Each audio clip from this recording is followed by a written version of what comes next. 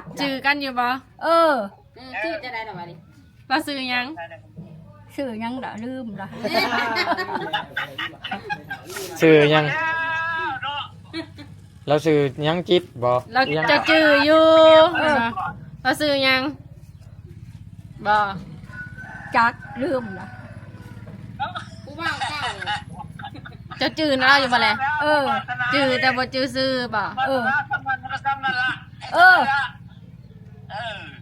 นกมายามเนี่ยที่บ่ น่ะ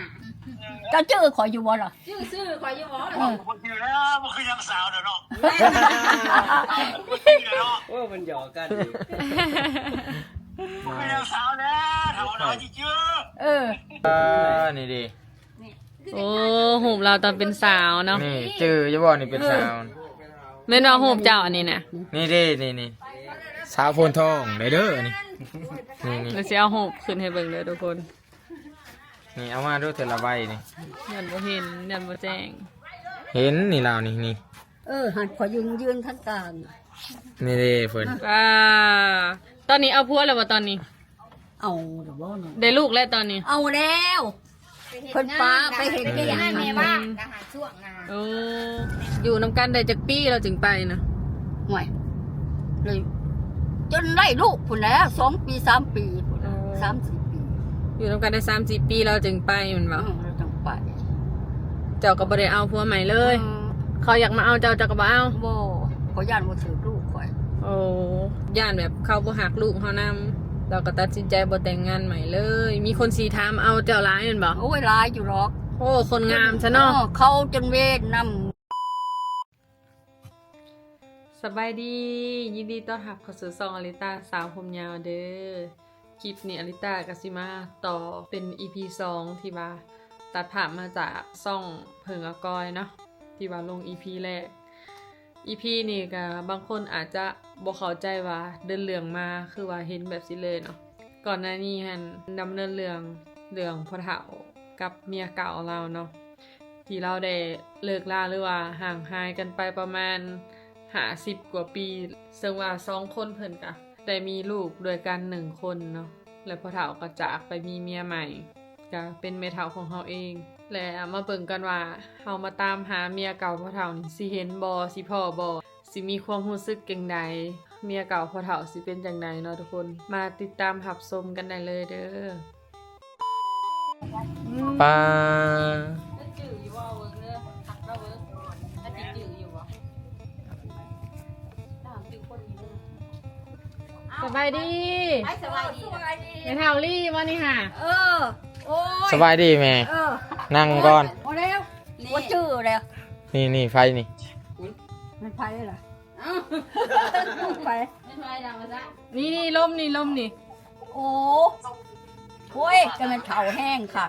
ช่วงกันนี่ละ ยังถ่วงกันอยู่วะ บ่ได้ยินบ่ฮะ ปะเท้า เฮ้อไม่ยังนะ ไปไทยมา ไปไทยมา หาคุณครูอย่าคือกันแล้วเนาะ ข่อยอันนั้นมาแต่โลกผู้เราพายข่อยไปผู้เราพาย ไปผู้เราพาย จื้อกันอยู่เนาะ เจอกันอยู่บ่ ฮะ ไปวัดสบอไปไทย ไปบัด ครับบอยวะ โดด ไก่ใช่บ่ บอกไกลไปไหน ก็ว่าตื้อๆเนี่ย มานี่นะนี่มาหาภรรยาเพิ่นแต่เก่า ฮะ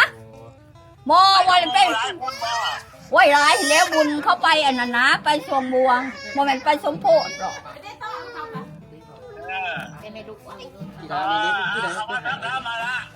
ไว้บกเขาแล้วใน10 ปลายบาทมื่อนี้ได้ปีนี้ได้11 บาท12 13 บาท จื้อกันอยู่บ่ ชื่อจะได้หรอวะดิ เราซื้อยัง ชื่อยังละลืมละ ชื่อยังเราชื่อยังจิตบ่ เราจะจื้ออยู่เราซื้อยังบ่ จักลืมละ ผู้บ่าวเก่า จะจื้อเราอยู่บ่แหละจื้อแต่บ่จื้อซื้อบ่ นกมายามเนี่ยที่บ่ น่ะ บางคน ไปบ่ขึ้นไปยามไปบ่ เออ ไป เอาไปเปลี่ยนกันเนาะ โอ้ หัวแล้ เอ ว อได้ร้านไทยแล้วบ่ได้ แม่ ร้าน น ไทยแล้วบ่ บ่ยังน้อยผู้น้อยหันได้แต่ไม่ยิงอ่ะ ได้แต่ร้านเคยเนาะ ได้แต่ร้านเคย ได้ร้านเคยบ่ เออ ปลาเลย ร้านเคยแถวบ้านได้ ให้ลูก ใช่อันนี้สมอเดียบนี่ใช่ลงผู้น่ะหักแม่แล้วมาอยู่สมอเดียบ กระชูนมาลูก มันมีแต่ไปวัดเนาะ ซ้ำสิไปได้บัด เราไปแต่วัดบ่เท่า ชื่อแล้วว่าสื่อ ดี กั แล้วแล้วเขาว่าทั้งๆก็ดี ยังบ่จื้อสื่อกันอยู่ อืม ออกกันมึงให้มันใจเป็นไทยว่ะ เออ เจ้าจื้อเราอยู่บ่แม่เฒ่า จื้อหนาบ่จื้อสื่อบ่เจ้าฮะ เออใครบอกมายามใช่ไหม แล้วนี่แหละบอกเฮามายาม บ่ เฮาเป็น คนดีแล้ว เป็นลานเหรอ เขาเจ้ายังอยู่หันบ่ เออก็อยู่นี่แล้วสิไปใส่ เฮาเคยมาปี2017-18นะเจ้าจะบ่อยู่เด้มีแต่ลูกชายจะอยู่ เออ แล้วบอกอีบอกว่ามายามปีนะ เออบอก แม่ อยู่ คุ้ยขายเบิ่แล้วบ่เจ้ายังโตว่าคุ้ยหัน ขายไส้นี่ลูกเจ้าสิ น่ะ ที่นี่หยังอะก็อยู่ตะโตนนี่ดิ โอ้คุ้ยหัน หมอยังพ่อโต ขายแน่ขายแน่ตายแน่ เออ เสียน้ำอีกที่ มัน เสี เสี ย ย น้ำ ที่สุดท้ายมันก็เสียนี่บ่ละ เราบ่มีหยังเด่นเรามีแต่เข้าวัดฟังธรรมเราแบบเราปล่อยว่างเพิ่นแล้ว จะบ่ขึ้นฮอดบ่แม่เฒ่า ฮะ ขึ้นฮอดเราอยู่บ่ ยังอยู่บ่หน้า หน้ายังอยู่ของเก่าเดี๋ยวหน้าค่ะ ยังอยู่ของเก่า เบิ่ ไป งคนใหญ่ เอง หันเบิ่งคน เด้ ใหญ่นะ นี่เด้ โอ้ แฟนเก่าเพิ่น เออ โอ้ เออ บ่คือเหรอ ให้เขาเฮ็ดให้กิน เราซื้อ เออ จะไปขายมันเด้อ เจ้าฮู้จักรายชื่อเรา อืม พอเท่าซิดเราซื้อซิดบ่เราบอกกัน เออ ซื้อซิดเป็นบ่ เออ เจ้าได้ใส่ชื่อหยังยายลี่ เออ แล้วจื้อกันอยู่บ่นี่ เออ จื้อห บ่ น้า จื้อบ่ จื้อหน้าบ่ เออ จื้ออยู่บ่ เจ้าจื้อข่อยอยู่บ่ท้าตะเบิ่งหา เจ้าจื้อขอยอยู่บ่ล่ะ จื้อซื่อข่อยอยู่บ่ เออ คนที่แล้วมันคือยังสาวเด้อเนาะ โอ้มันหยอกกันอยู่ มันยังสาวแล้วเท่าน้อยจื้อ เออ เนี่ยมันคืออยากไปทางไหนนะคือ ก็แม่นหมด แม่ได้เลย ฮะ ไม่สาวขึ้นไหมแม่ตะดอก เป็นสาวขึ้นใหม่ มันก็บ่เป็นแหละมันเฒ่าแล้วมันสิเป็นสม เป็นสาวขึ้นไหมสิไปอยู่น้ เออ มาอยู่น้ำกะไรเดียวนี่ คอยก็คุ้นๆแล้วว่าคือไผของมึงนะคือลุงแอ่แหละ อืม แม่เราคือกันไหน ลูกชายเรา เป็นเชียร์ได้จักปีแหละลูกชาย ใน5 ปีเลย โอ้แสดงว่าเฮามาเยี่ยมแล้วก็2 ปีมาแล้วก็เสียเนาะ 2019เนาะ บ่จื้อชื่อกันอีกเนาะ แล้วก็บักบิ๊กบักบิ๊กคือปัญญา อืม อยากไปทางร้านเพิ่น 2019 ไปทางปัญญา เออ ก่อนโควิดปีโควิดแท้เสียขนาด ไม่บ่แม่นก่อนบ่หรือว่านุ่มติ เจ้าคือเห็นหนวดเลนเหมือนเด้ อืม เราเห็นเลนแล้วอืมเห็นเลนเห็นหลอดแล้ว เฮาเป็นร้านลาว โอ้มึงลูกไผซะ แม่กับมูนี่แหละ เด้แม่ก็ถามเฮาลูกไผนี่เด้ลูกสาวกกเราได้กับผู้ใหม่นะ โอ้สบายดีดังลูกสาวกกบ่ โดย เออ ลูกสาวกกพซิด เออ แม่นหั่น เอา น่ะ ไปยามเจ้าเอาไปสุดก่อนนี่ไปยามเจ้าสุดก่อนนี่เจ้าบุยู เออเออ ไปอยู่แต่อ้าย เออบัดนี้บ่เห็นนะมาบัดนี้อ้ายก็ได้ โดย เออ ตอนมาหันกระโทรหาเพิ่นอยู่ เออ โทรหาเพิ่นเรื่อยอยู่ เออ ตอนเพิ่นเสียเฮาก็ฝากเงินไปให้พี่นางอยู่ เออเออ เพิ่นนั่นน่ะไปบ่พี่นางน่ะ เออ แต่งงานใหม่แล้ว แต่งงานให้ได้ผัวใหม่เพิ่นเอาให้เบิ่ง เอา แหน่ ปะอ้ายว่าผัวใหม่เหรอสบายดีเด้อพ่อเฒ่านี่เด้ออัน ผัวใหม่เพิ่น ผัวใหม่ของอันร้านลูกไผ่เจ้า ครับโดยสบายดี เจ้าบ่หรือเขา เอาบอกไอ้ที่จริงคือ เรามาอยู่น้ ใช่แล้วนี่ โอ้ฮะ เอาบอกพี่จีเราบอกมันคือการอยู่ไกล โอ้ยมันก็คือกันกับเรานะโดด เราทางมาเจ้ามาอยู่ครับ โอ้มาอยู่กับบ้านนี่แหละอยู่กับบ้านนี่แหละแต่ว่าหันมาเป็นเคยอยู่นี้ปัญญา เจ้าไปแต่วัดเนาะแม่เนาะ ไปแต่บาดเด้อ คันบุญอยู่ใช่ก็ไป เออ แล้วก็ คนไปกับอันนั้นสายบุญคือกัน โอ้ โดย ตายกันตายผู้ร่างผู้ยากก็เพิ่นขึ้นไปเด้อ แม่บอกตื่นเมียยังอยู่หน้าคนอยู่ว่าท่านไหนมาขึ้นหน้าแดงเสีย ปีเตอร์ บอก เอาปีเตอร์ ไปนะ โดยอยู่ดีไม่แห้ง เจ้าก็ยังแข็งแห้งเนาะ เออ โดย เป็นผีเป็นน้องกันเนาะหูจักไว้ บ่เคยเห็นจะเกลือเด้อนี่ก็เลย นี่แหละห้าก็มาเฮาก็ได้ เจ้าว่ารุ่นเดียวกับอันลูกชาย มา เราบ่ มาอันอยู่ใส่ แม่นครับ อยู่บักซี่ อายุหลายก เพิ่น ว่า อันนั้นเด้ แต่ว่าบ้านอยู่กันนี่แหละ เพิ่นหันน้อยกว่าอายุหัน แล้วมัน40อะไร47 46เพิ่น เราเสียได้จักปีจึงมาแต่งงานใหม่นี่ โอ้หลายปีมันจักปีมัน6ปีบ่หรือ4ปี อับปี เจ้ามาอยู่กับเพิ่นได้จักปีแล้วซะประมาณเราเสียได้ปีหนึ่งแมันบ่ ปีหนึ่งปีสองเพิ่นก็มาเอา อยู่กับบ้านนี่นะ เจ้าก็อยู่บ้านนี่ แม่นคนก็บ่ค่อยได้อยู่ ถ้าเฒ่าก็ไม่เฒ่าอีกแล้วบ่เฒ่า การทำงานผม แล้วจักปีแล้วจ้ะฮะ นี่ฮะการได้อยู่เนี่ยจังว่า 70บาท ครอบครัวใหม่ โด ตัวนี้น้อยนี่ได้นะ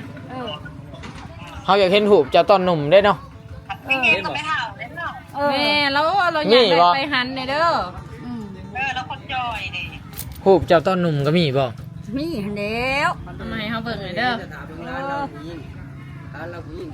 คือดาวโอ้ หมอนี่คือพอนี่เห็นเด้นี่เด้เห็นนะบ่ร้านนี่ร้านผู้ชายนี่ เห็นแล้ว ร้านผู้ชายฮะ บิ๊ก ลูกมักเอหั่นเด้ นี่ดิ บ่ลูกผู้ชายลูกมันหั่นเด้ เบิ่งหูปไม่เท่า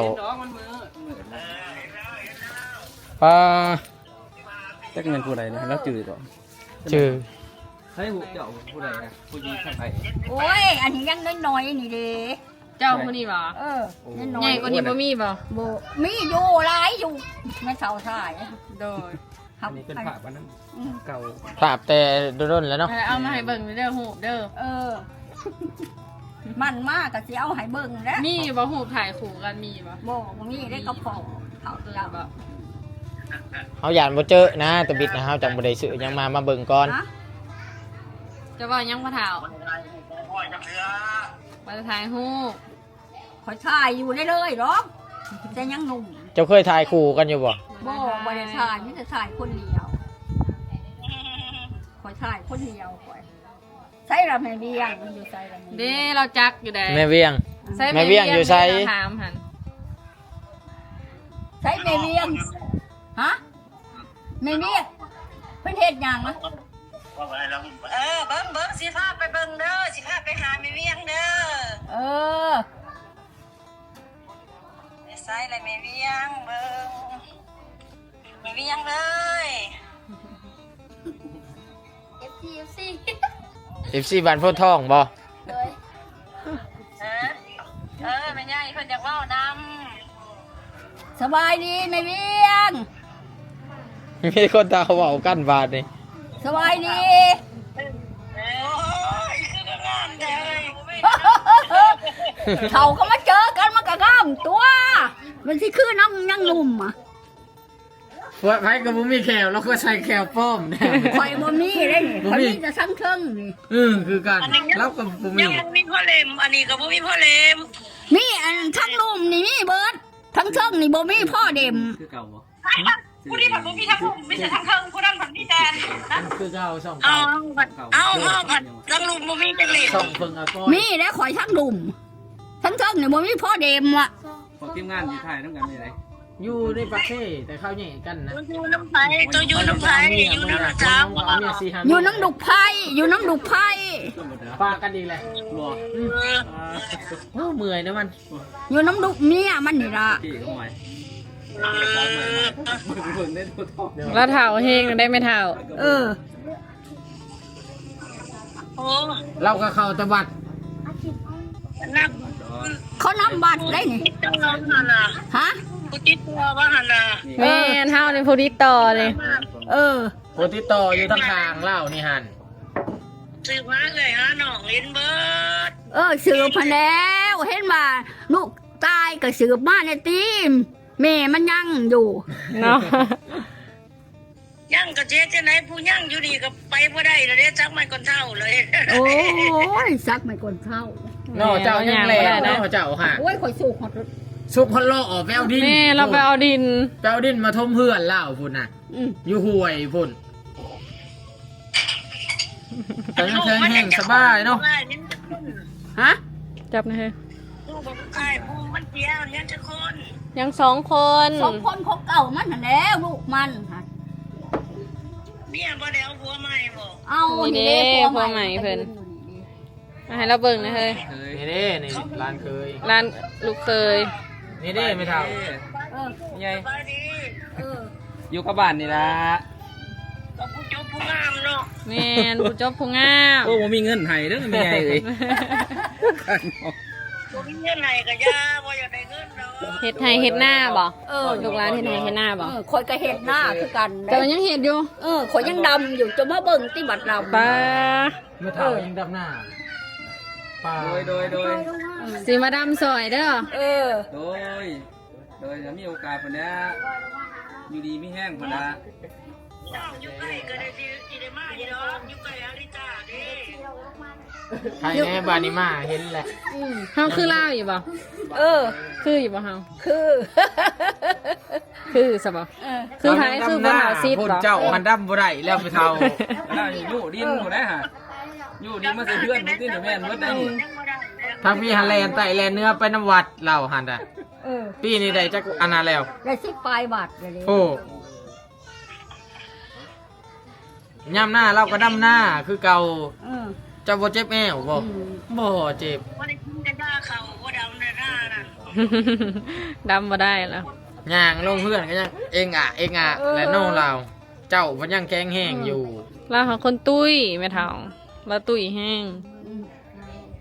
อันนี้ก็ให้มาแต่วัดนี่ฮันอยู่เคยเรา ค่ะ ก็ เรา มาแต่พุ่น มัตตบาดได้ยังสิขึ้นวัดอีกอยู่ จะยังสิไปวัดอีกบ่นี่ ไปแล้วเว้ย ไปเบิ่ง มื้อนี้หาสมโพธิอยู่พุ่นบ่สมโพธิ เออ พระ อีสัก ฮะ เอาบ่ได้ไป สองหยังพญานาคอันนี้ โอ้ อยู่ เออ บัด โดด บ่ได้ไปเพิ่นเอามากับตาทูบุญ ไปบ่ คน ไปเบิ่งบ่ อาจารย์เพิ่นเอา อาจารย์เพิ่นเอามาพร พร อืม ก่อนปวงสรวงอีสังพญานาคนี่นะ โอ้บวงสรวง ยังบ่ายพญานาค โดย แล้วต้น มีโอกาส ไปบ่ได้เพิ่นก็มา ฮะ เพิ่นมันมา อืม มาถ่ายกับเราสิ มีโอกาสไปบ่ไปยามสวรรณเขต ไปก็ไป สิเอาเราไปยามเด้อแม่เฒ่า ผู้ใดมีโอกาสละมา นั่นแหละมึงมีโอกาสก่อน มันอยู่ใกล้กันแม่นไปนำหาเห็นแล้วก็เป็นหักเป็นแพงคือเก่าหั่นล่ะ เออ ยิดถ่าย ได้เห็นได้พอกันแล้วก็ดีใจเลยเนาะ ไปแล้วไปบ่ได้แล้ว นี่ไปบ่ได้คื มั อน ข่ สิ อย ถ่ายหูผมหน่อย เออ อ้าวต้น ดีใจอยู่โบราณมา เอ หา อดีโอ้ยแห้งดีใจเบิกสิไปเอาผายมาผูก โอ้ย ผายสมโพธิค่ะ เรายังย่างหันอยู่เนาะ ยังยางทันอยู่แล้ว ผูกแขนแม่นบ่ คนจะผูกแขนให้ลาเนาะให้มันผูก นี่อันนี้ลูก โอ้เราย่างขึ้นคันไดบับ ลงท้ายว่ะ แม่ เอาคำมันได้มาผูกใจ เอาอันเหลืองๆอันมาผูกถึง ภายเรื่องเลื้องๆเราอะนี่เด้เฮือนเรากับแม่เฒ่า เฮ้ยบ่ แม่เฒ่า บ่ใจบ่เออ นี่เด้เฮือนเรา ผูกเพื่อนใหม่เนาะ บ่เฮือนหลังเก่านี่แล้ว ร้านเก่า เราทาสีแม่น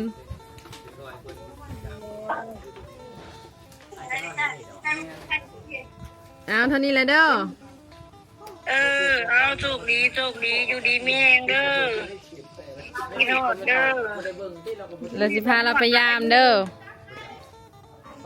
กันอยู่ในนี้เนาะ เราสิผูกแขนให้เด้อฮะป้าไม่เฒ่า ตามเลยไปหมด12 วัด ปีนี้ยัง 12 แข็ วั ง น แห้งอยู่ อันนี้เขาไปใส่ โอ้ยอยู่หล่ออยู่ดินมากก็ยังได้เนาะ นี่ดิน ห่วยหันอยู่ใช่ห่วยอยู่หุ่นบ่ พูดแล้วอยู่หลุมกับบ้านนี้บ้านทางขนุน อืม ไปเจอ เก่งเนาะล่ะเนาะหัน แข็งแห้งได้ครับอยู่หล่อม มาจะกำลังเฮินไปหมดแล้วครับนั่งตึก นั่งเนาะ นั่งแย่งไปโต บ่อยากมีแฟนเลยเนาะบ่ได้มีเนาะอยู่คนเดียวโลดเนาะ ได้เบิ่งตัวเอาสามสิบมันก็จังค่ะ ไม่เห็นยังอ่ะ สิไปอีกได้มันยังอยู่บาดนี่ โดยเขาจะไปส่งดอก บ่ว่าไปสิ อืม อ่า บางตัวบ่ โดย นี่ขอเข็นขอเจ็บขอไข่ขอรุมขอตายพี่ไปเด้อมาเด้อคนเขาทำอยู่ดีไม่แห้งเลยนี่มีสุกมีไส้เด้อปีใหม่ปีเงินมากละ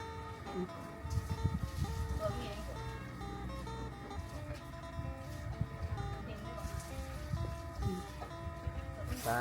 ธุมาเจ้า ตั้งแต่บาทเล่น สิไปวัดแล้วเนาะแม่ บัดไปกินข้าวกิน โดย คนเต็มเลยสุด คนเกมเลยเด้เดียวเขาข้างหลังขาวมันกลัว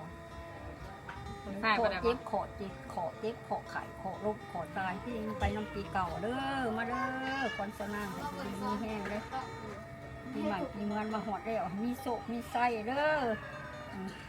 ให้ถึงเด็กพกโตก็เลยมาหาในเขา ลิตายังถึกอยู่แม่เอ้ยให้ถึกเลขไทย บ พว อก กเลขเขาแน่แล้วเขาสิซื้อถ่ายยังดี ถึกเลขไทยนี่โอเค โอ้ยที่อยู่ในกระมันมากเลย สิมาดูอยู่เขาก็อยู่ปักเซค่ะ บอกอยู่ เขามาอยู่ปักเซนะเขามาซื้อดินอยู่ปักเซเขาอยู่เมืองสนาสมบูรณ์ โอ้อยู่ว่างใด อยู่บ้านดอนเพกบ้านใหม่ ใกล้ๆน้องหอย เออ หูจักอยู่บ่ มาแล้ว อืมแต่หูจักน้องหอยอยู่บ่ น้องหอยบ่ เมน น้องหอยเมื่อนี่ตัวน้องหอยไก่นี่ บ่น้องหอยนี่นะสนาสมบูรณ์ อันนั้น ผมว่าแม่น้อง เห็ด หอย เห็ดยังเบียกมาเห็ด นี่ ยั นะ งนะ เฮา เบียกงาน เวียงงานเฮาถ่าย YouTube ถ่ายคลิป เออ เขาบ่ได้เฮ็ดเวียกเฮ็ดงาน ยู เนาะ เซ่บ่ได้ว่าจะไดยูเซ่ มาอยู่นำกันนี่แหละ บ่ ทวิตแฟนเฮามาเฮียนอยู่ปักเซ เออ แล้วบัดนี้เฮามาอยู่ปักเซนี่เข้าปีที่2แล้ว เอออยู่ว่านใดสิ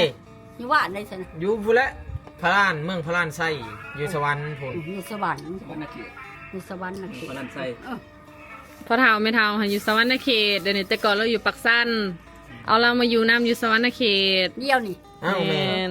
เงินไปวัดนี่ เออโอ้ยขอบใจขอบใจให้อยู่ดีไม่แห้งเด้อร้านเอ้ย ใช้น้ำมันโหลด เอาขอบใจอยู่ดีมี ใช้ละร้านเนาะ เขาก็คิดว่าสิบ่ได้เจอ ใช้ละร้านผู้ชาย ปันกันนี่ เออให้นะสิร้านผู้ชายค่ะเพราะ อ้าว เออ ซื้อขนมกินเขาก็คิดว่าสิบ่ได้เจอสุเจ้าและมาเบิ่งได้ซื้อได้นี่ฮะ อืม จะบอกก็ซื้อของกินมาฝากแล้ว ก็แม่นหันน้ำโอ้ยขอบใจให้ อยู่ดีมีแห้งบ่เคยจักเทื่อเลยมาครั้งแรกนี่แหละถามเขาว่าคุบยังอันนี้โพ่นยังก่อน โพคำโพค ฟังมันนั่นเป็น โพค โพไซ ข้างเมืองนั้นหันโพไซ ำโดด แต่มันโพท่องนี่นะ ำให้น้องแล้วในหันใบหนึ่ง ใช่อ่ะแม่อ่ะซื้ออันเขาก็บ่ได้เตรียมอีหยัง แม่นเขาบริเตรียมบริสื่อหยังมาใส่อัน เตรียมแต่800,000กีบ เอาอุ้มเนี่ย ใส่เอื้อยเพิ่นโดยนี่มาพี่มันจึงแจ้งพี่มาพี่พี่อยู่พี่จึงแจ้ง ไปจะไหนไปจะสิบ่ มาทางนี้ พี่จะอยู่กลาง เอาต้นทายแล้วว่าต้น โอ้ยอยากทายก็น้ำก้นรังเอา ไปซ้อมถามเลยนะFC มาที่มาถ่ายไม่มาถ่ายก็จะสิถ่าย ได้ปะ เห็นตัวจริงบัดนี้เสียงจริงตัวจริงเนาะตะกี้ได้เห็นแต่ในโทรศัพท์ เขาอยู่ไม่ ใน ถ่าย วิดีโอติดตาม แม่หูจักแล้วบ่ ติดตามอยู่ ลูกไม่มีร้ายเด้อ ใจโอ้ยอยู่ในมีแห้งเด้อเฮ็ดหยังทำหยังให้เจ้าขึ้นเจ้าเกินเด้อให้เจ้าหังเจ้ามีเบิดท้องหั่นน่ะเด้อให้เจ้าร่ำเจ้ารวยสร้างหยังเฮ็ดหยังก็ให้เจ้าหังมีดีได้เด้อลูกเด้อ เดี๋ยวสิมายามใหม่เดี๋ยวหูจักกันแหละ ถือเสื้ออยู่น้อยใกล้เหรอ โอ้ค่ำมาแล้วคันว่าอยู่แถวคุมวัดก็มาไกลๆแล้วก็ถาม ได้ เอา เห็นตะเคียนอันอยู่โทรศัพท์บาดนี้โอ้ยมาเห็นตัวจริง มาเห็นตัวจริงกระจอย แล้วคนดำนะแล้วคนดำบ่เป็นคนดัง โอ้ยเห็นตัวจริง ผมมีขนมมือหนาเด้อสิซื้อขนมมาให้เด้อ โดยเนี่ยติโดยกับแบบ ไปงาน หูไม่เท่าตอน นี่ เป็นสาว นี่ พี่มาบนแจงนี่เลยพี่มานั่งนี่ไม่เท่า อยู่นี่ก็ได้ พี่มานั่งนี่ไม่เท่ามันจึงแจ้ง เลขยังดีเนาะมื้อนี้เนาะ เจ้าก็ลินเลขลินเบอร์บ่เจ้า ลินคือกัน ลิน ลินเนาะพูดละพัน นี่ดิ โอ้หูบเราตอนเป็นสาวเนาะ นี่จื้อจะบ่นี่เป็นสาว แม่นว่าหูบเจ้าอันนี้นะ นี่ดินี่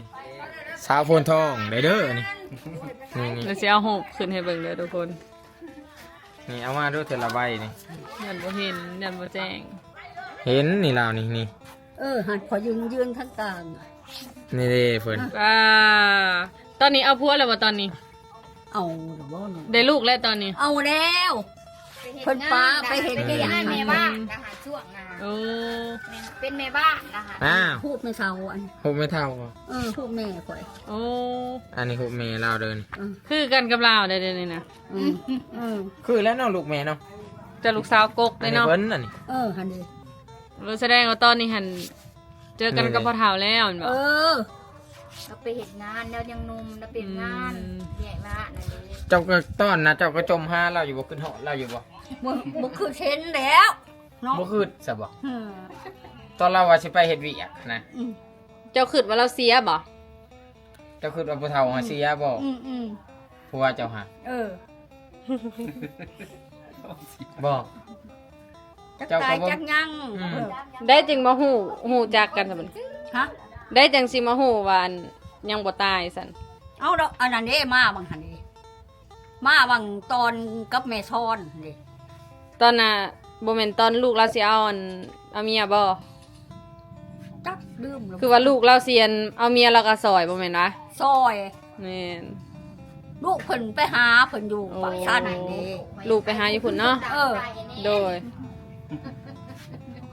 ยกดีใจแล้วมาเห็นกันเนาะ ไปเห็นแล้วไปชมโพดพาต่อเนาะบัดนี้เนาะ ไปนะ ยามหน้าก็ดำหน้าเองแล้ววะลำบ่เจ็บแมวเนาะดำได้สบายเก่งขนาด เกี่ยวเขารับจ้าง เจ้าบ่ทันได้มีลูกบ่ซะอ้าย ฮะ เจ้าฮะ บ่ บ่ บ่ได้ผู้ใหม่แล้วก็บ่ได้มีมาติเนาะ บ่ อืมอยู่หน้าบ่เมียจ้ะเดี๋ยวนี้ แม่นยังสิออกมาเอาอ่ะ อื นี่ ม ถ่ายครับสิถ่ายเพิ่นสองคน มา เด้ก็ได้ลูกสาวลูกชายเลยเด้เจ้าก็ อยู่กัน เด้อถ่ายรูปแป๊บนึง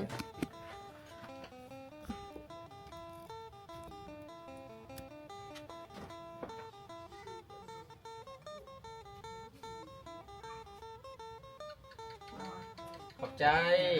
มาถ่ายรูปนำแม่เฒ่านี่ มาถ่าย ยืนถ่ายน้ำเฮานี่ ส่งให้แม่เด้อ โอ้ สูงอะไร มันสูงไหนสูงกว่าแม่ 1 2อยู่เด้อ มาบิ๊กมาทานเมื่อย ใครเนาะ1 2 1 2 3 เอาคือดึงซูมเลยเหรอแบบกลม ใครอีกมา แม่เหรอนะ 1 2 มาพี่อ้าย โอเค ยืนถ่ายน้ำเนยมาพี่มาใหม่บิ๊ก ถ่ายนิดนิด 1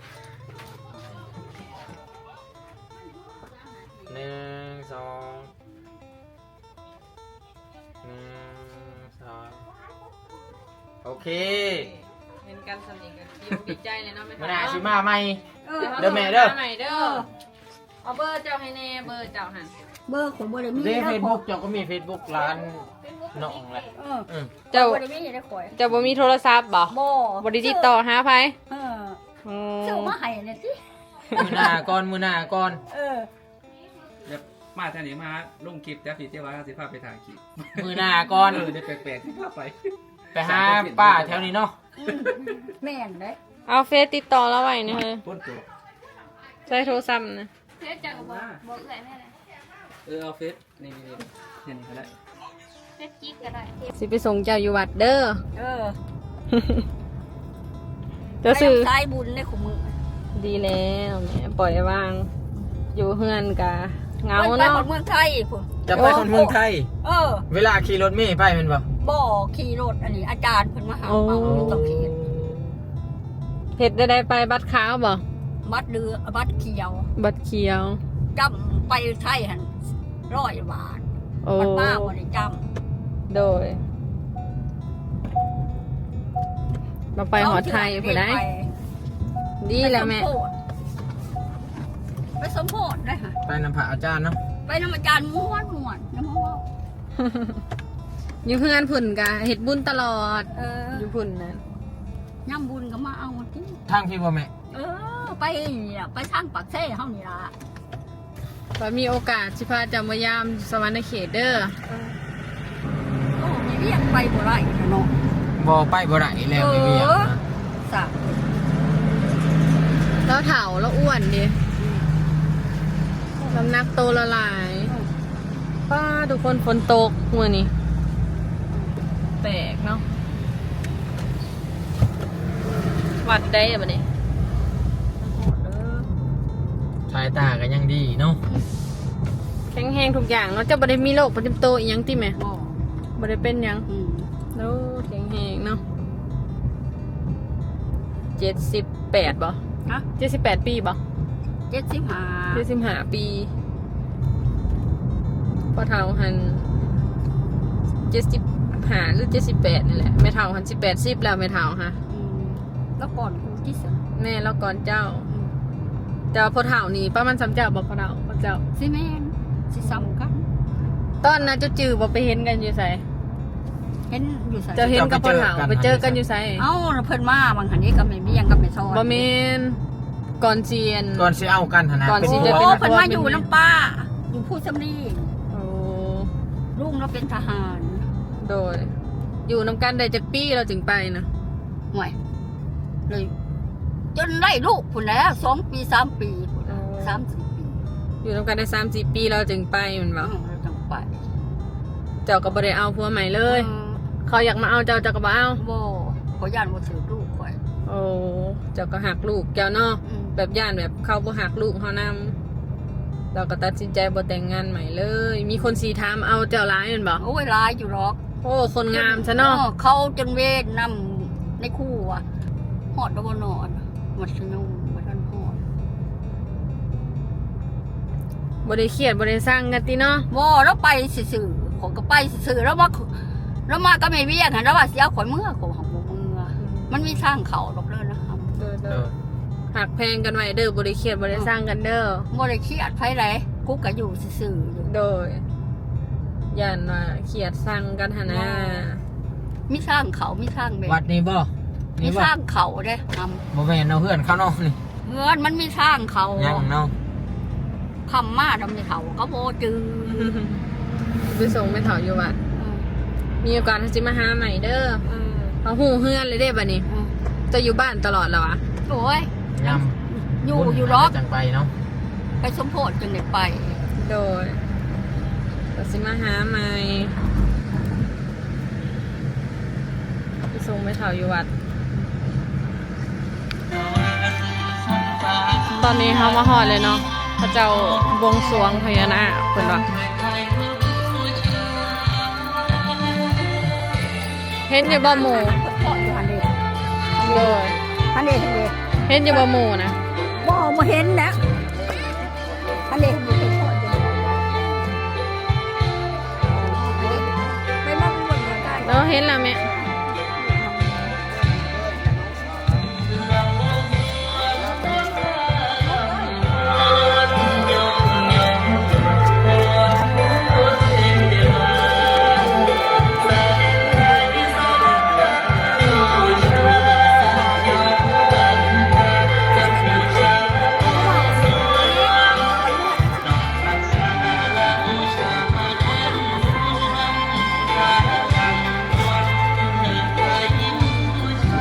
ใส่หมูเจ้า บ่เห็นนะถ่